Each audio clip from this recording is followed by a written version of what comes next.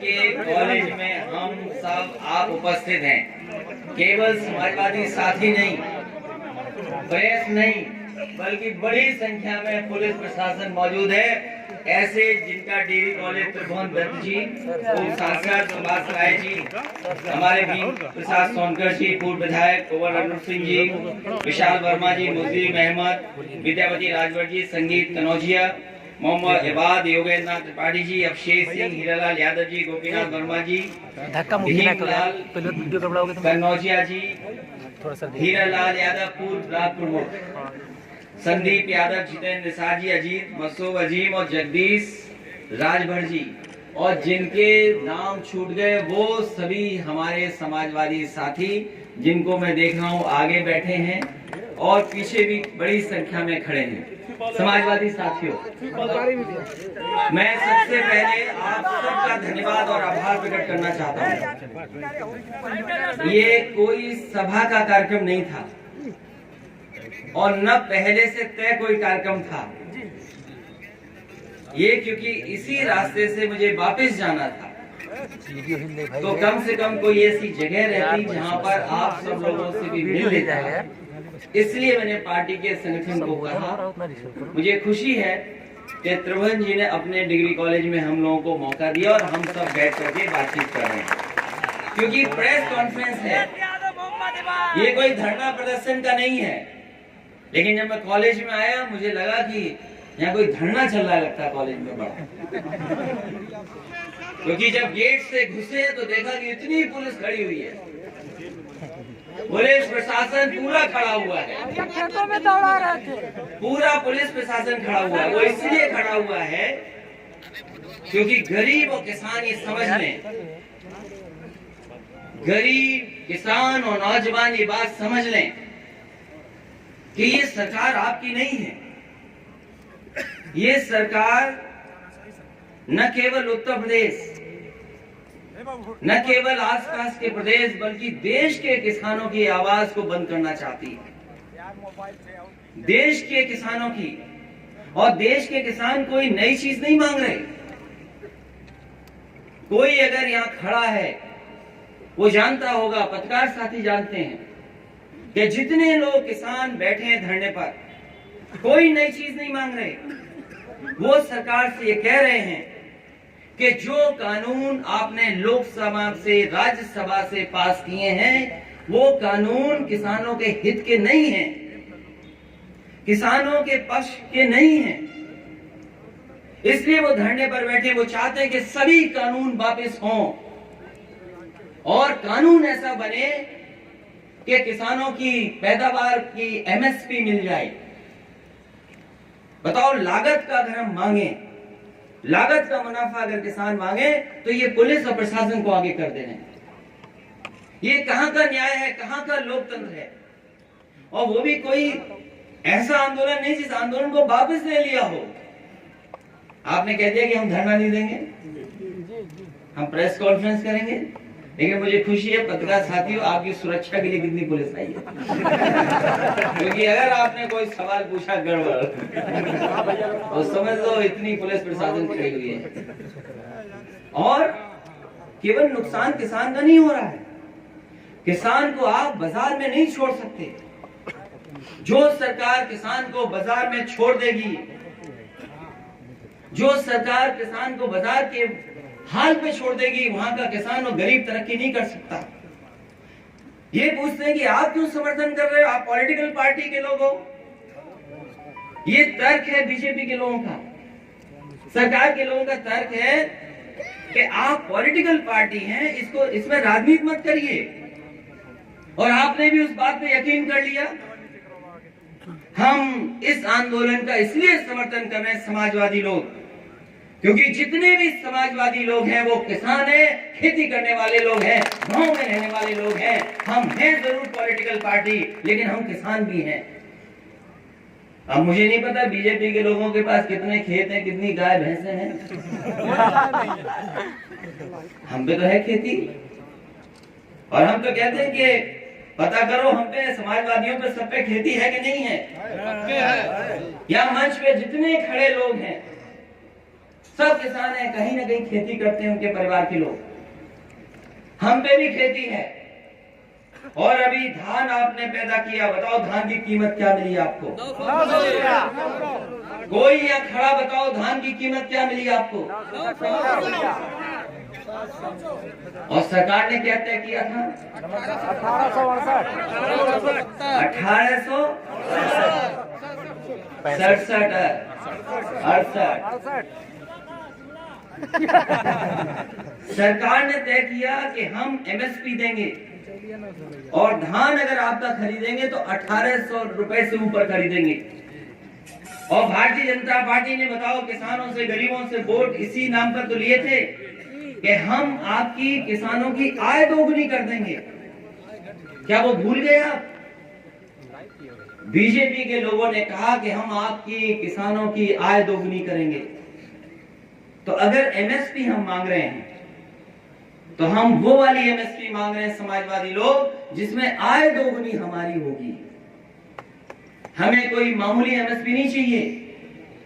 जो आपने वादा किया है जनता से वो हमें चाहिए, जिसमें लागत का 2 गुना आपने कहा किसान को हम लाभ पहुंचाएंगे।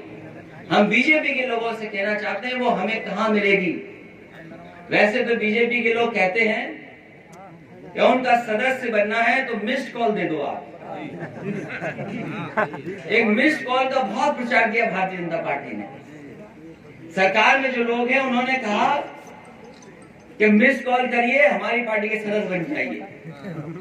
और बाद में आंकड़े ऐसे बताए कि दुनिया की सबसे बड़ी पार्टी बन गई। अब उन्हीं हम भारतीय जनता पार्टी के लोगों से जानना चाहते हैं कि हमारे किसान और गरीब कहां पर मिस्ड कॉल करें जिससे उन्हें एमएसपी मिल जाए। बताओ हमें कोई फोन नंबर है आपके पास? जुमला है। कोई फोन नंबर हो तो बताओ जहां पर हमें एमएसपी मिल जाए। और फिर केवल धान का सवाल नहीं है, हमारे यहाँ मक्का पैदा होती है और बड़े पैमाने पर मक्का होती है। मक्का की लागत का भी पैसा किसानों को नहीं मिला। बताओ कितने किसानों को आपने मक्का की एमएसपी दे दी। और बकाया बचाए किसानों के गन्ने का। सरकार कह रही कि कई स्टेटों का बजट है, कई स्टेटों के बजट का हमने भुगतान किया है किसानों को। हम उनसे भुगतान का नहीं पूछना चाहते हैं, हम पूछना चाहते हैं कि बकाया किसानों का कितना है। आजमगढ़ वाले क्योंकि समाजवादी ज्यादा हैं वहां पर, उनका अभी तक भुगतान नहीं हुआ।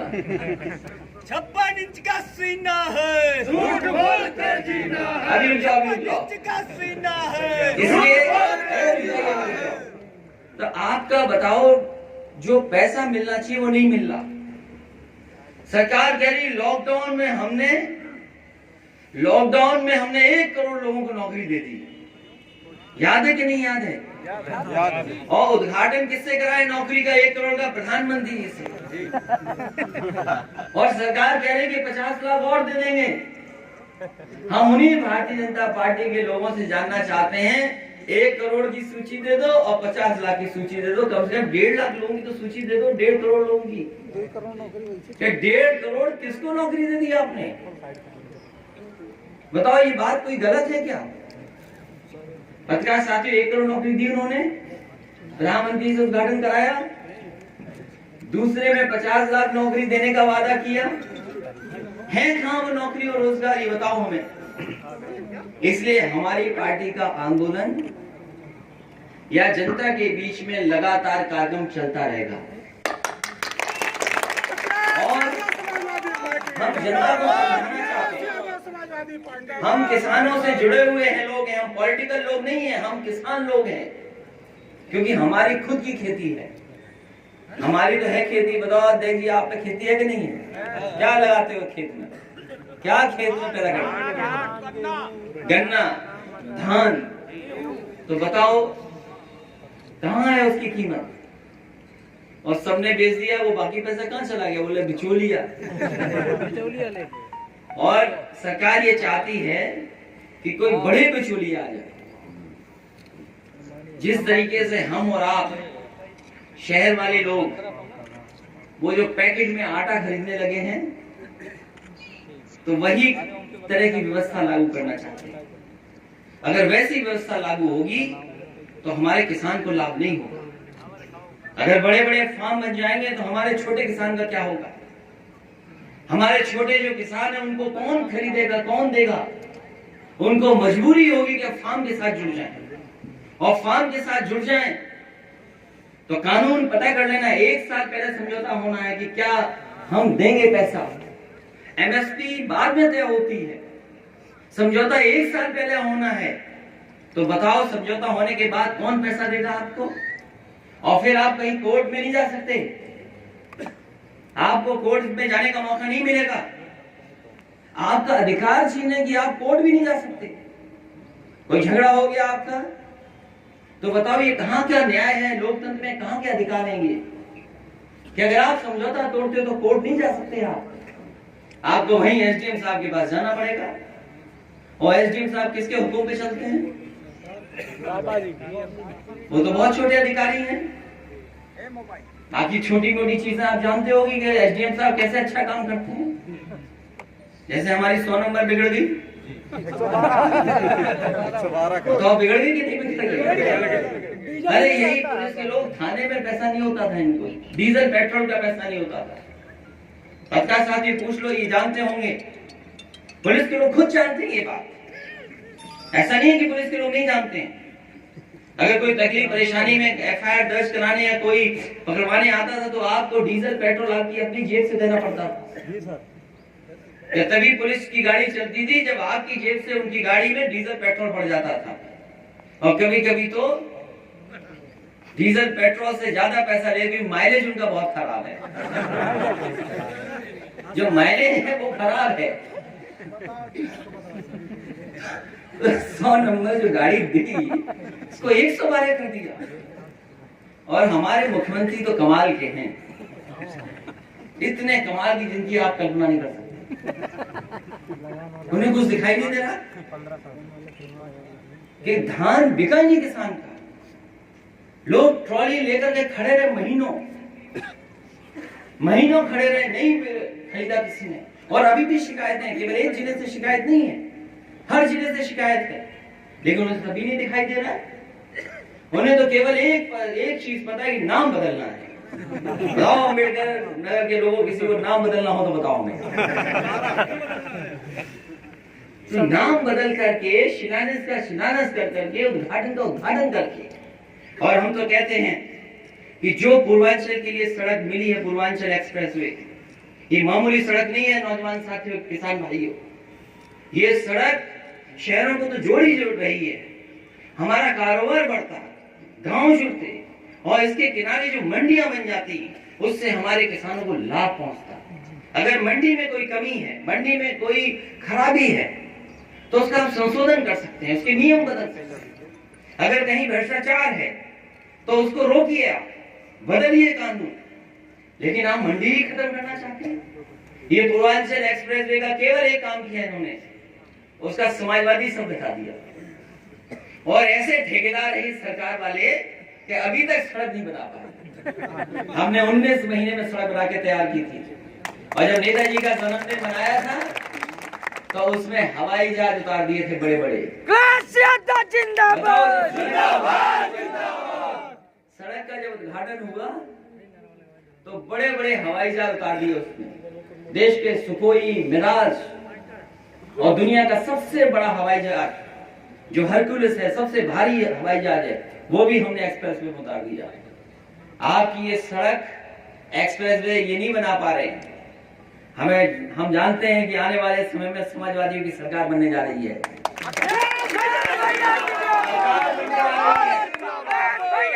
सरकार बनेगी, ये सड़क किसान नौजवान को तो लाभ मिलेगा ही मिलेगा।